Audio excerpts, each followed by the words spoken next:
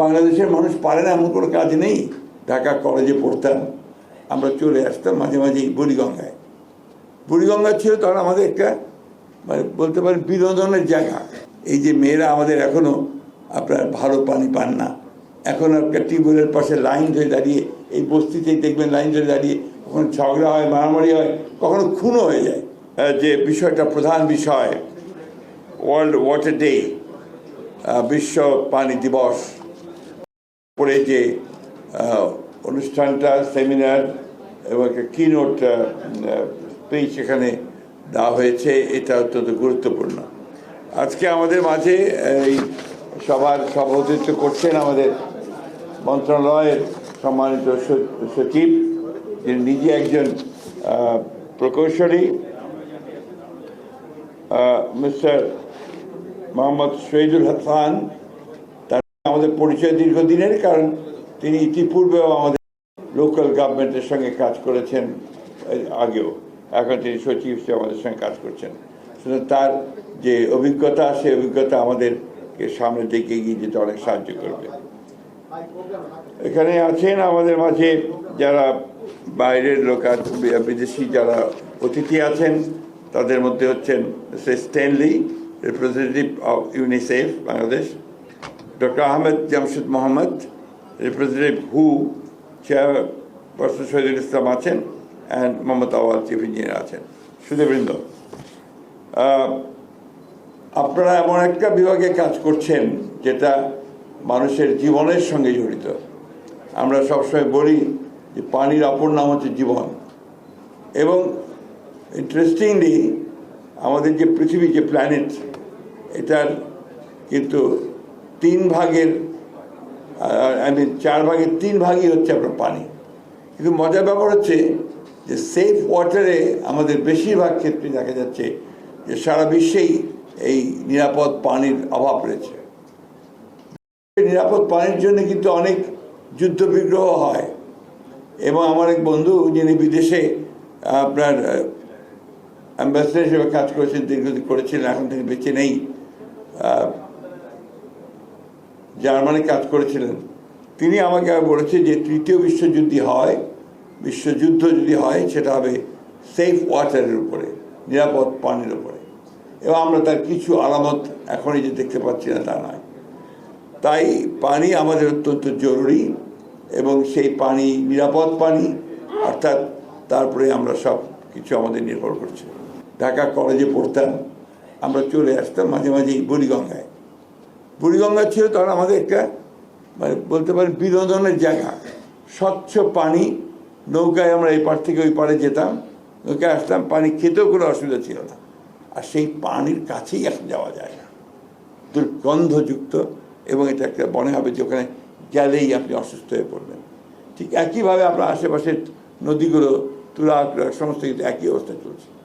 আজকে খেয়াল করে দেখবেন, কিছুক্ষণ আগে যে ছবিগুলো আমরা এখানে দেখলাম, যে আমাদের পানি, সেফ পানি পাওয়ার ব্যাপারে সবচাইতে বৈষম্য কোথায়? ওই গরিব মানুষগুলোর। সবচাইতে বৈষম্য আপনার এই বস্তির মানুষগুলোর। তারা কিন্তু সেফ ওয়াটার পায় না, they don't get the safe water. তাদের পানির মধ্যে পলিউশন থাকে, অবশ্যই থাকে। সেই জিনিসগুলো আমাদের মনে হয় যে আপনাদের দেখা দরকার। আমরা শুধু স্ট্যাটিস্টিক্সে যেতে চাই না, আজকে সেই বিষয়ে কথা বলতে চাই না। আজকে আমার আপনাদের সঙ্গে প্রথম দেখা কথা, আমি যখন এই পাশ দিয়ে কোর্টে যেতাম অথবা জেলে যেতাম, আমাদের এই রাস্তা দিয়ে যেতে হতো।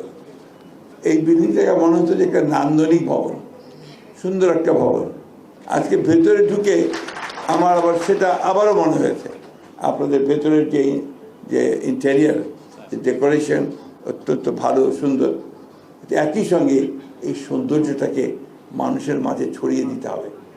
আপনাদের ভেতরের সৌন্দর্য গোটা মানুষের মাঝে ছড়িয়ে যায়।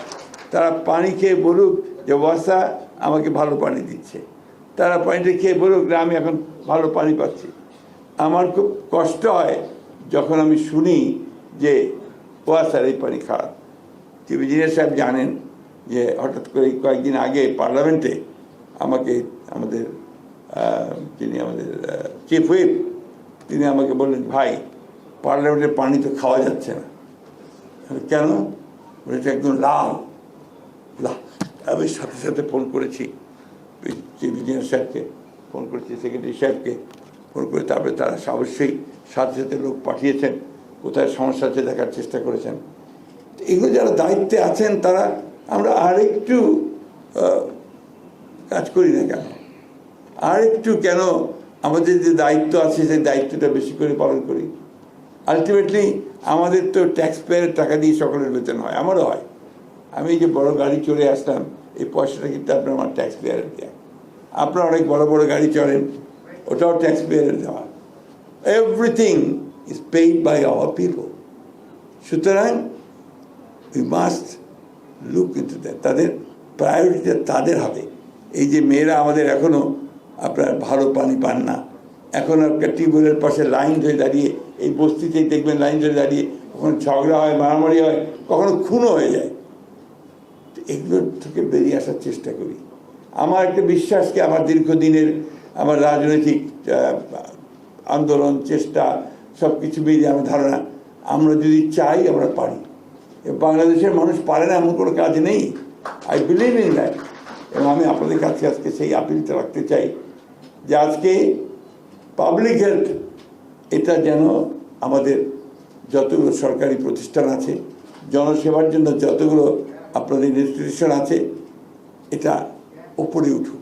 সবাই যেন বলে যে পাবলিক হেলথ একটা ভালো প্রতিষ্ঠান। আসুন আমরা সেই লক্ষ্যে কাজ করি।